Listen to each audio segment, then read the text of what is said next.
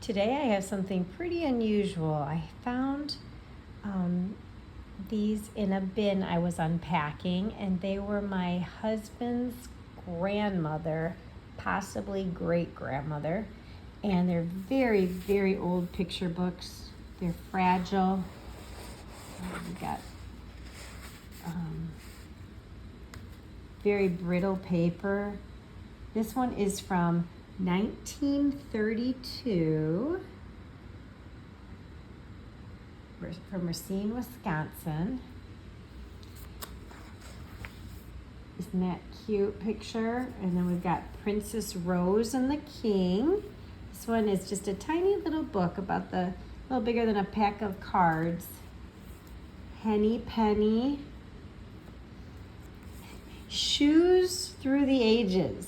Who knew, right? So it has all different kinds of shoes and who wore them at what time. Does that look comfortable to you? It does not to me.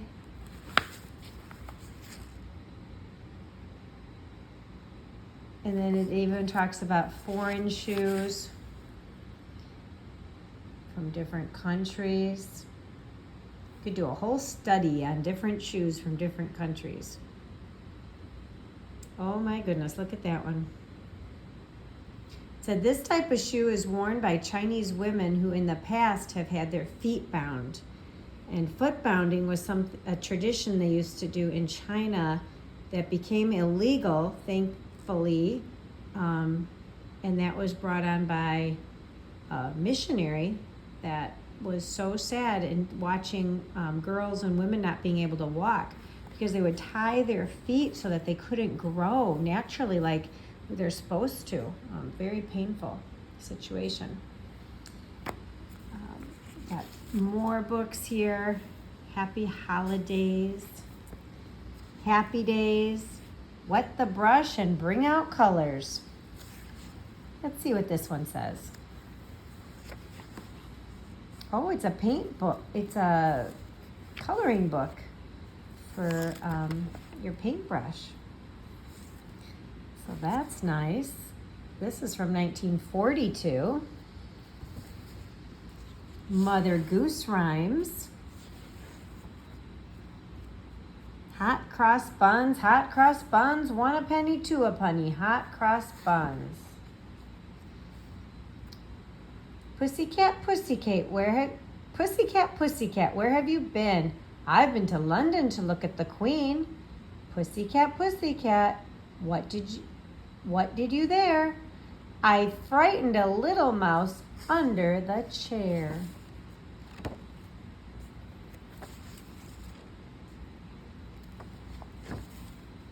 The pictures are so cute. Tom, Tom, the piper's son, stole a pig and away he run. The pig was eat and Tom was beat and Tom went crying down the street. I never heard that before. So there's some Mother Goose rhymes. 40 Rainy Days for boys and girls from 9 to 14. Somebody was busy, it looks like. Yeah, they copied that and we're making a puppet for one of their rainy days. It says you can make a bulletin board with your grocery list. Now, doesn't that sound fun? So those are some other things to look at. Familiar jingles, rhymes and jingles. Little Miss Muffet sat on a tuffet, eating her curds and whey. Then came a spider and sat down beside her and frightened Miss Muffet away. Again, very cute pictures, aren't they?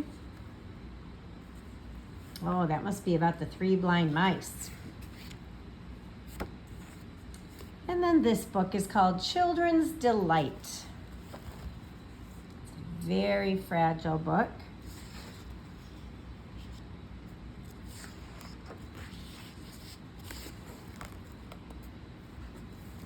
Looks like they're just very short little stories. And maybe after I read some myself, I could maybe read some on the channel.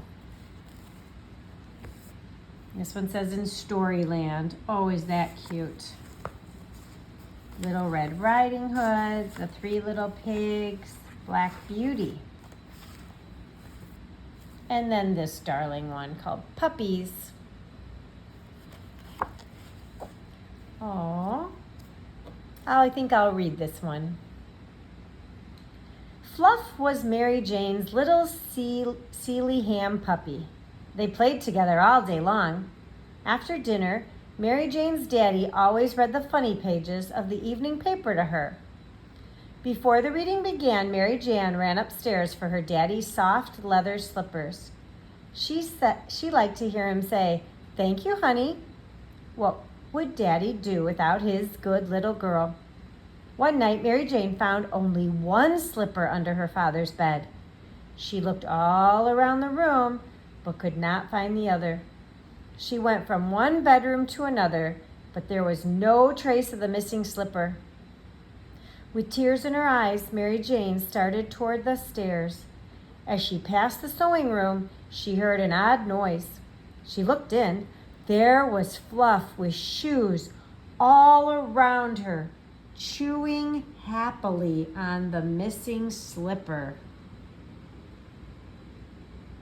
"Oh, you naughty Fluff," cried Mary Jane. She picked up the slipper and ran down the stairs with Fluff at her heels. "Thank you, honey. What would Daddy do without his good little girl?" said Mary Jane's father. "I guess you wouldn't have any slippers at all," Mary Jane said, as she climbed up on his knees and made herself ready to listen to the reading. See what else is in here.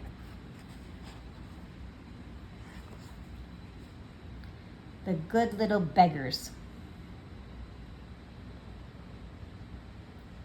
Mrs. Hill was proud of her puppies, Nig and Nip. She herself had taught them to be well-mannered as well as to sit up, to dance, and to beg politely. One day, Mrs. Hill gave a party. All morning the air was full of rich odor of baking cakes and cookies. Out in the sunroom, Nig and Nip sniffed hungrily. Each of them had a sweet tooth, you see, but every time they ran into the kitchen, Mrs. Hill sent them out again without anything to eat. In the afternoon, several ladies came to Mrs. Hill's house. There was much talk and laughter. The hostess served tea in her bright red teacups. She served the sweet cakes too, but not to Nig and Nip. They had to stay in the sunroom and play with their rubber rats during tea time. But after tea, when the ladies were in the garden, Nig and Nip trotted into the dining room. There on the serving table, close to the edge, was a plate of cakes. How good they smelled! Nig and Nip ran to the table. They stood up on their hind feet and stretched their necks as far as they could, but they could not reach the sweets. Nip and Nig were hungry. They wanted the cakes. What should they do? What do you think they should do if they want those cakes?